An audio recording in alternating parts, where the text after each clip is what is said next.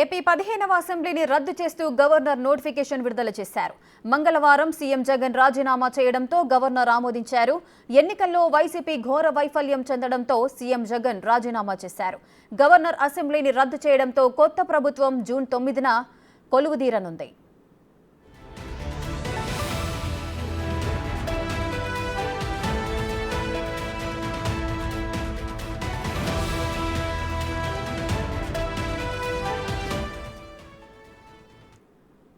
మరింత సమాచారం మా ప్రతినిధి శివ లైవ్ లో అందిస్తారు.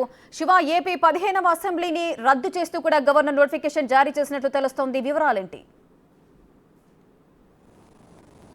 మొత్తం మీద చూసుకుంటే ఆంధ్రప్రదేశ్ శాసనసభకు సంబంధించి కూడా ఇటీవల కొత్తగా ఎన్నికలు జరగడం, నిన్న ఫలితాలు రావడం, ఏదైతే గతంలో ప్రభుత్వం ఉన్న ముఖ్యమంత్రి జగన్మోహన్ రెడ్డి నిన్న రాజీనామా చేయడంతో కూడా గవర్నర్ ఆయన్ని ఆపద్ధర్మ ముఖ్యమంత్రిగా కొనసాగాలని చెప్పి కూడా కొద్దిసేపు నిన్న సాయంత్రం ఒక సూచన చేశారు. దానికి సంబంధించి కూడా ఇప్పటికే కొద్దిసేపు క్రితమే ఏపీ సచివాలయంలో జీఏడీ అధికారులు మంత్రుల ఛాంబర్లని, అలాగే మంత్రుల ఛాంబర్లకు సంబంధించి ఉన్న సామాగ్రిని లిస్టు ప్రకారం కూడా స్వాధీనం చేసుకుంటున్నారు. మరొక వైపు గవర్నర్ అబ్దుల్ నజీర్ కూడా ఈరోజు ఒక గజెట్ని విడుదల చేశారు.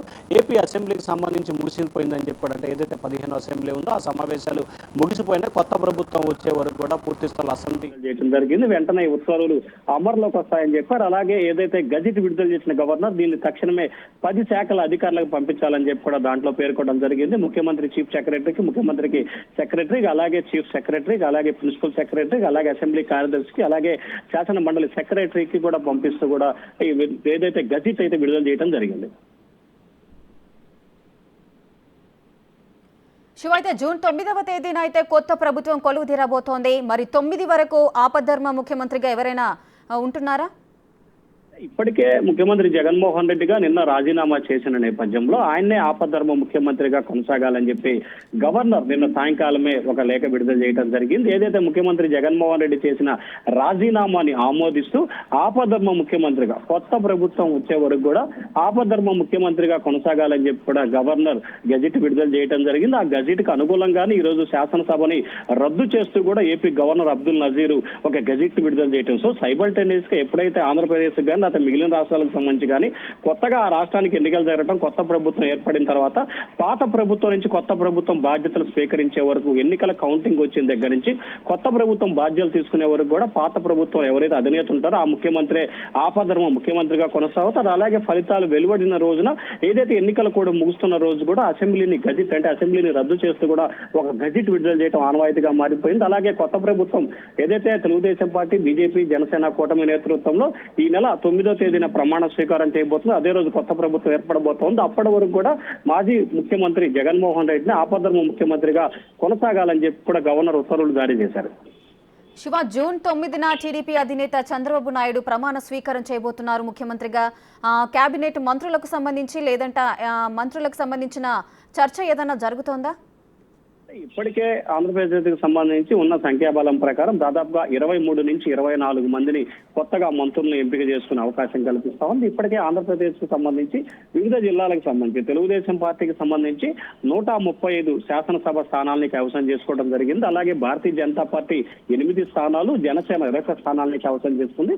అధికారంలో ఉన్న వైఎస్ఆర్సీపీ కేవలం 11 స్థానాలకే కైవసం చేసుకుని ప్రతిపక్ష హోదా సైతం కూడా కోల్పోయిన పరిస్థితి కనిపిస్తా ఉంది. అలాగే సంఖ్యాబలం ప్రకారం కూడా 3వ స్థానానికి ఆ పార్టీ పోయిన పరిస్థితి కనిపిస్తుంది. సో ఈ నేపథ్యంలో ఆంధ్రప్రదేశ్ సంబంధించి ఉమ్మడి 13 జిల్లాలకు సంబంధించి ప్రతి జిల్లాలకు సంబంధించి కూడా ఇప్పటికే 4 పేర్లు పరిశీలనలో తీసుకోవడం జరుగుతుంది. ఆ జిల్లాలో పార్టీకి ఈ 5 సంవత్సరాల కాలంలో ఎవరైతే పార్టీకి విశేషంగా పనిచేశారో, పార్టీ కోసం, పార్టీ కార్యకర్తల కోసం, పార్టీ ఎదుగుదల కృషి చేశారో వారందరి పేర్లను కూడా చంద్రబాబు నాయుడు ఇప్పటికే జల్లెడబడి లిస్టు తయారు చేసినట్లు కూడా తెలుస్తా ఉంది.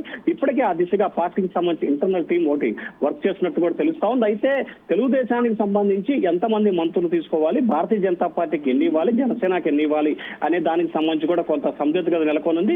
కొద్దిసేపట్లోనే ఢిల్లీలో జరుగుతున్న ఎన్డీఏ సమావేశం ముగిసిన తర్వాత కూడా రాష్ట్రానికి సంబంధించి భారతీయ జనతా పార్టీ మంత్రి పదవులు 3 కోరుతున్నట్టు తెలుస్తాం. దానికి సంబంధించి 2 మంత్రి పదవులు ఇచ్చేందుకు కూడా టీడీపీ సిద్ధమైనట్లు తెలుస్తా ఉంది. అలాగే జనసేనకి సంబంధించి 3 మంత్రి పదవులు ఇచ్చేందుకు కూడా సిద్ధమవుతున్నట్టు తెలుస్తా ఉంది. జనసేనకి సంబంధించి 4 మంత్రి పదవులు కావాలని చెప్పి కోరినట్లు కూడా తెలుస్తా ఉంది. అయినప్పటికీ కూడా భారతీయ జనతా పార్టీకి 2, జనసేనకి 3 మంత్రి పదవులు ఇవ్వాలని చెప్పి కోరుతా ఉన్నారు. ఈ 3 మంత్రి పదవులతో పాటు అదనంగా డిప్యూటీ సీఎం హోదా ఒకటి కావాలని చెప్పి కూడా నిన్న చంద్రబాబు పవన్ కళ్యాణ్ భేటీలో కూడా చర్చకు వచ్చినట్టు తెలుస్తాం. దానికి సంబంధించి కూడా ఈ రోజు చర్చలు జరిగే అవకాశం కనిపిస్తుంది. ఎందుకంటే ఎన్డీఏ సమావేశానికి ఇటు చంద్రబాబు ఇటు పవన్ కళ్యాణ్ ఇద్దరు కూడా వెళ్లారు కాబట్టి ఖచ్చితంగా ఈ రోజు ఆంధ్రప్రదేశ్ కు సంబంధించి భారతీయ జనతా పార్టీకి ఎన్ని మంత్రివర్గంలో చోటు ఇవ్వబోతున్నారు, అలాగే జనసేనకి ఎన్ని ఇవ్వబోతున్నారు, తెలుగుదేశం ఎన్ని చోట్ల ఎంత తీసుకోబోతున్న దానికి సంబంధించి క్లారిటీ వస్తుంది. వచ్చిన క్లారిటీ నేపథ్యంలోనే ఎవరెవరికి ఎన్ని స్థానాలు వచ్చిన తర్వాత ఆ జిల్లాలో ఉన్న కులాలు వర్గాల సామాజిక సమీకరణలు బేరేజ్ వేసుకొని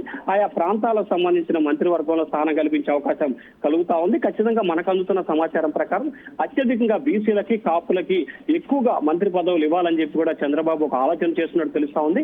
4 నుంచి 5 కమ్మ సామాజిక వర్గానికి, 3 నుంచి 2 రెడ్డి సామాజిక వర్గానికి ఇవ్వాలని చెప్పి కూడా భావిస్తున్నారు. దాదాపుగా 8 నుంచి 10 కాపు సామాజిక వర్గానికి, అలాగే 6 నుంచి 8 ఎస్సీ ఎస్టీలకి మైనార్టీలకు ఇవ్వాలని చెప్పి కూడా చంద్రబాబు అయితే నిర్ణయం తీసుకున్నట్టు తెలుస్తా ఉంది. దానికి అనుగుణంగానే ఆయా సమీకరణాలను బేరేజ్ వేసుకొని బీజేపీకి ఇచ్చే వాటిలో ఏ సామాజిక సమీకరణాలకు ఇవ్వాలి, జనసేనకి ఇచ్చేటప్పుడు ఏ సామాజిక సమీకరణాలు ఏ ప్రాంతం నుంచి వారికి మంత్రివర్గంలో చోటు తీసుకోబోతుంది, అక్కడ ఉన్న సమీకరణాలు ఏంటి, ఆల్టర్నేట్ గా అక్కడ ఇంకొక సామాజిక వర్గానికి ఎవరికి ఇవ్వాలనే దానికి సంబంధించి కూడా పూర్తి స్థాయిలో ఒక అంచనాకు వచ్చిన తర్వాత క్లారిటీ వచ్చే అవకాశాలు అయితే కనిపిస్తున్నాయి. ఇప్పటికే దాదాపుగా 60 మంది పైగా కూడా మంత్రివర్గంలో ఆశిస్తున్న పరిస్థితి కనిపిస్తా ఉంది. Right, thank you Shiva, thanks for the live details.